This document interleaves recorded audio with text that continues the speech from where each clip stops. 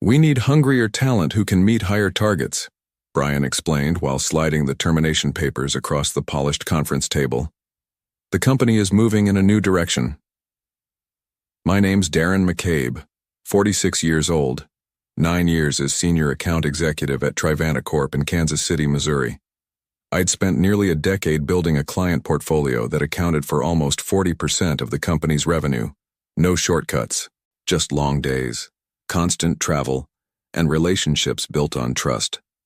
I smiled, thanked him for the opportunity, and walked out without argument. Brian Ellsworth had arrived 6 months ago as our new vice president of sales, brought in by the CEO to reinvigorate the team.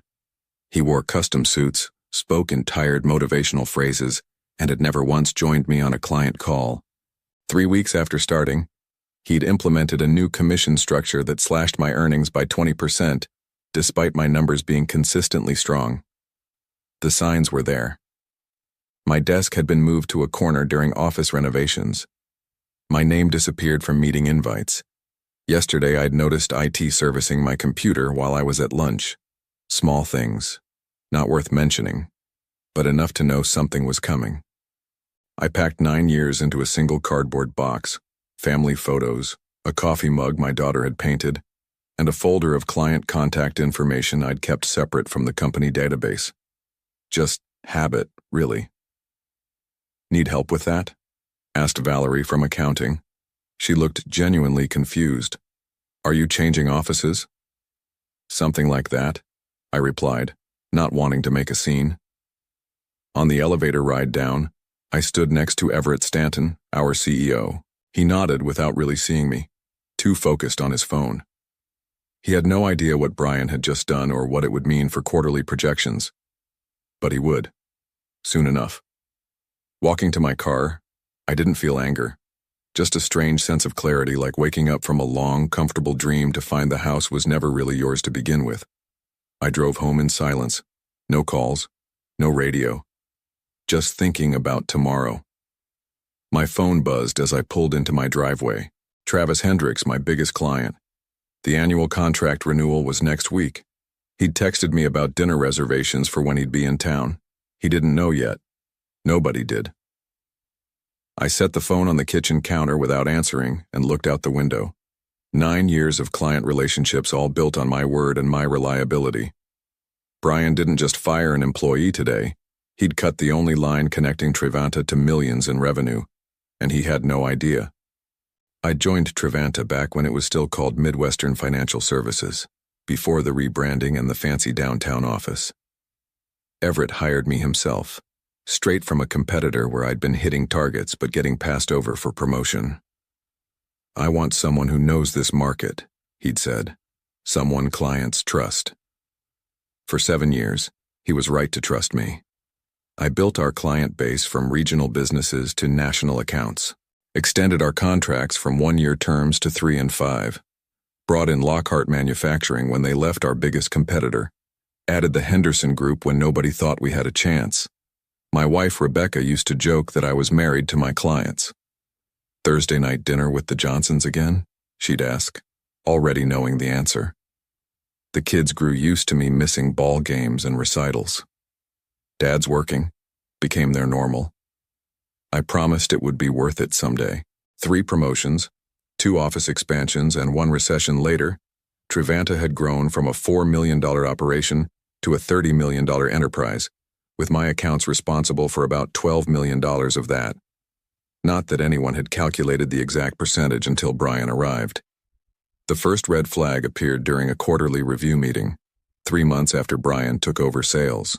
Your client acquisition rate has flatlined, he said, pointing to a chart that showed I'd only added 2 new accounts that quarter. Because I'm focused on expanding existing relationships, I explained. The Lockhart contract just doubled. The future is in new business, Brian insisted. We need hunters, not farmers. A week later, my executive assistant, Julia, was reassigned. The following month, my travel requests required additional approval. My expense reports came back with questions. Small things. Death by 1,000 cuts. I started hearing whispers about fresh talent being interviewed. Young MBAs with aggressive pitches and no industry experience. Brian called them disruptors. Last month, he hired Alicia Winters, 29, from a tech startup. During her first week, she was assigned to join me on a call with Travis Hendricks. No explanation, no proper introduction, just showing her the ropes. Travis noticed. After the call, he texted me, "Who's the new girl? Are you training your replacement?" I laughed it off, just expanding the team. But driving home that night, I felt something shift in my gut, the kind of certainty that comes from years of reading boardrooms and client faces. Something wasn't right. I should have trusted that feeling sooner. I placed my cardboard box on the kitchen counter and poured myself 2 fingers of bourbon. The house was empty. Rebecca was at her sister's place in Denver for the week, helping with a new baby. Probably for the best. I needed the quiet. I pulled out my personal phone and scrolled through my contacts. 9 years of relationships. Over 200 clients, vendors, and industry connections. People who trusted me to handle their business. People who'd signed with Trivanta because of me, not our corporate marketing or flashy downtown office. My work phone, now sitting disabled in the box, contained only the official correspondence. The dinner invitations, the golf outings, the personal cell numbers of CEOs and decision-makers, those were all here on my personal device. Information I'd accumulated by being someone people wanted to work with. I sipped my drink and felt a strange calm settle over me. No panic. No desperation about mortgage payments or health insurance. Just a clear understanding of what had happened and what would happen next. The bourbon burned going down. 9 years of 60-hour weeks, of missed family dinners and little league games. 9 years of building something I thought was mine, only to discover it wasn't. I opened my laptop and pulled up my employment contract. The non-compete clause was there, but limited in scope. 1 year, and only applicable if I left voluntarily. Being terminated changed things. There was no legal barrier to taking my clients elsewhere. My phone buzzed. Travis again. Dinner reservation confirmed for Thursday. Looking forward to discussing the renewal. I stared at the message for a long time. Travis Hendricks represented $1.7 million in annual business for Trivanta. His company, Lockhart Manufacturing, had been with me for 6 years. Before that, 3 years at my previous firm. Almost a decade of trust. And he wasn't alone. The Henderson Group, Westfield Properties, Carlton Industries, together they accounted for another $1.5 million. All of them had contract renewals coming up in the next 30 days. All of them dealt exclusively through me. I set my glass down and made a decision. I wouldn't call anyone tonight, wouldn't send angry emails or make threats. I'd sleep on it, wake up clear-headed, and then make exactly 3 phone calls. Not to vent or complain. Just to inform my closest clients that I was no longer with Trivanta, effective immediately. The rest would happen on its own. I took out the family photos from my box. My daughter's graduation, my son's wedding, the trip to Yellowstone we almost canceled because of a client emergency. I'd missed too much already. Tomorrow I'd start making different choices. I finished my bourbon and went upstairs to sleep in an empty house. For the first time in years, I didn't set an alarm. No early flights. No quarterly projections to review before dawn. Just the calm certainty that Brian Ellsworth had made a catastrophic mistake, and I didn't need to do anything but step aside and let it unfold. I made my 3 calls the next morning. No dramatics, just facts. Travis, I'm no longer with Trivanta as of yesterday. Wanted you to hear it from me directly. His response was immediate. What happened? Who's handling our account now? Brian Ellsworth will probably reach out, or maybe Alicia Winters. A long pause. The girl from the meeting, she doesn't know our business. That's all I can tell you, the rest is your decision. Similar conversations with James Henderson and Peter Carlton. No suggestions, no recruitment pitch, just information, delivered with the same reliability they'd come to expect from me. By noon, my personal phone was buzzing constantly. Other clients had heard. The industry was small that way. At 2 p.m., Everett Stanton called. I let it go to voicemail. Darren, this is Everett. We need to talk about your transition. Several clients are expressing concerns. Please call me back immediately. I didn't. Instead, I drove downtown to meet with Lawrence Finch, an attorney who specialized in employment law. I'd helped his son-in-law secure financing for a restaurant 3 years ago. He owed me a favor. They can't stop you from working, Lawrence confirmed after reviewing my termination papers, but they'll try to scare your clients from following you. Prepare for that. By 4 p.m., Trevanta's legal department had emailed a reminder about confidentiality obligations. By 5 p.m., Brian had texted, "Let's discuss your exit package. There might be room for consulting work." Too late. My phone buzzed again at 5:30 p.m. "Travis. Just got off a call with your CEO and that VP who fired you. They promised continuity, said Alicia would handle everything personally. Then they offered a 10% discount on renewal." "What did you tell them?" I asked. "That I'd think about it." I said nothing. Travis continued, "I've sent notice terminating our contract, citing change in relationship management. Henderson and Carlton did the same." Still, I said nothing. "Darren, where are you landing? Because wherever it is, that's where our business is going." That night, 3 more companies from my portfolio sent termination notices to Trevanta. By morning, the total was 8, representing over $3.2 million in contracts. Everett called an emergency board meeting. I know because Julia, my former assistant, texted me. "Complete chaos here. Brian trying to blame you for client tampering. CEO asking why nobody saw this coming." My phone rang again, a number I didn't recognize. "Darren McCabe," I answered. "Michael Grantley here, Grantley and Company. A competitor, smaller firm, better reputation. I hear you're available and several of our mutual friends speak highly of you." "I'm listening." "Senior vice president position, 6-figure signing bonus, full autonomy to manage your own accounts, and a seat on our executive committee. When would you want me to start?" "How's tomorrow sound?" I accepted on the spot, not out of urgency or desperation, but because it was exactly what I wanted: respect, autonomy, and recognition of the value I brought. That afternoon, Brian texted again. "Board approved a retention package, full salary for 6 months plus stock options. Just help us transition your accounts." I didn't respond. There was nothing to say. They'd had 9 years to value what I built. Now they were scrambling to put a price on it after the fact. Too little. Far too late.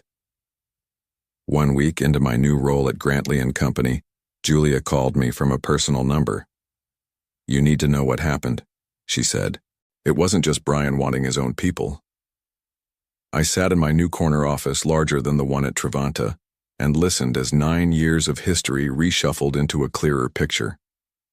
"They were planning to sell the firm," Julia explained. "Veritas Capital made an offer 2 months ago, but with conditions. They wanted to bring in their own account managers for the major clients, integrate them with their existing portfolio companies." The pieces clicked into place. Brian hadn't been hired to grow sales. He'd been brought in to transition accounts away from me, making them company assets rather than relationships tied to a single executive. My termination wasn't about performance. It was preparation for acquisition. "How do you know this?" I asked. "I'm still assigned to the executive suite. I see the documents, hear the conversations. Yesterday they pulled the offer. Veritas won't buy without the client base you built." After we hung up, I sat still for a long time. 9 years of loyalty, and they'd been willing to detach me from my clients like removing a middleman. Not because I failed. Because I succeeded too well.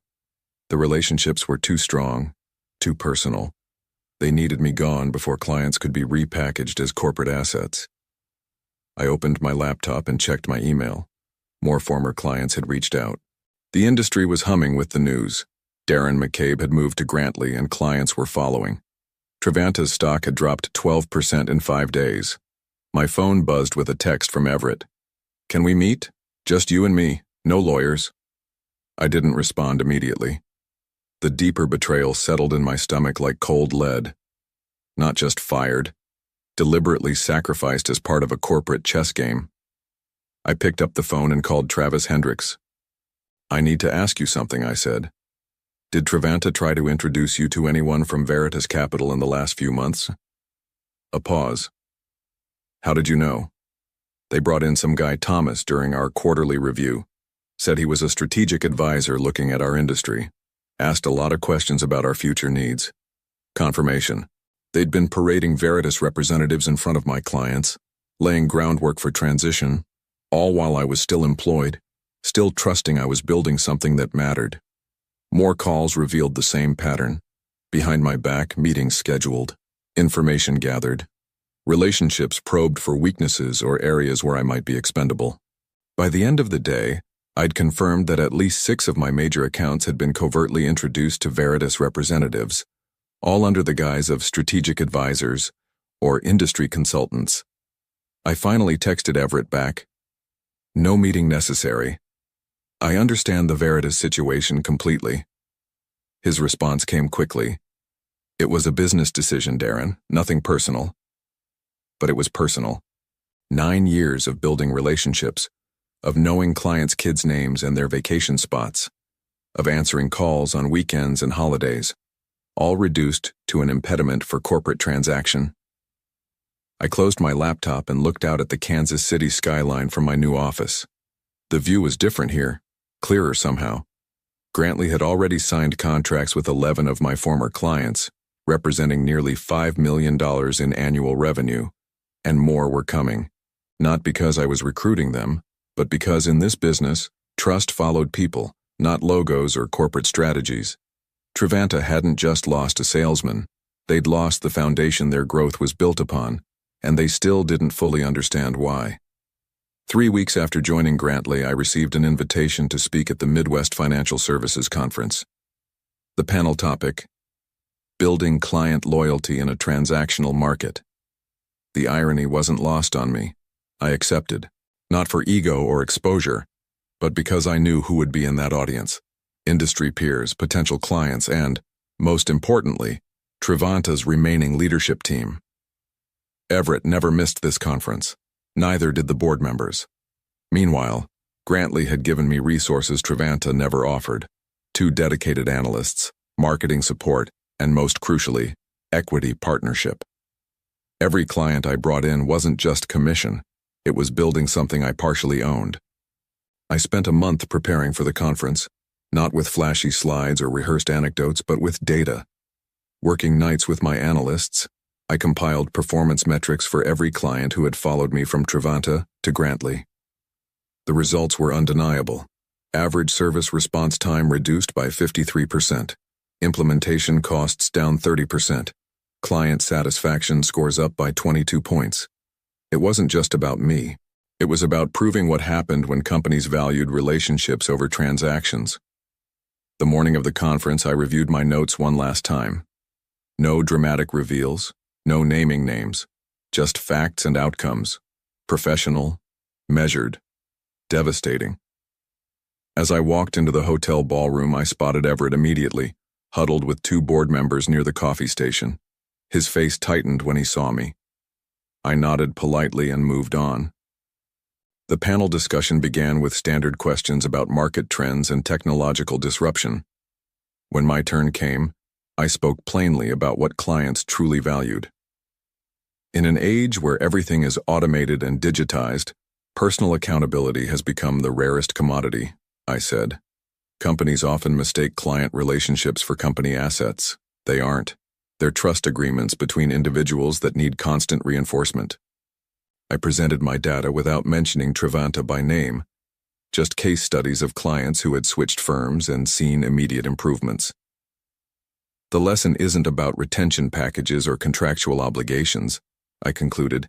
It's about understanding that when you treat relationship managers as interchangeable parts, clients will show you exactly how wrong that assumption is. During the Q&A, an audience member, a young analyst I didn't recognize, asked the question everyone was thinking.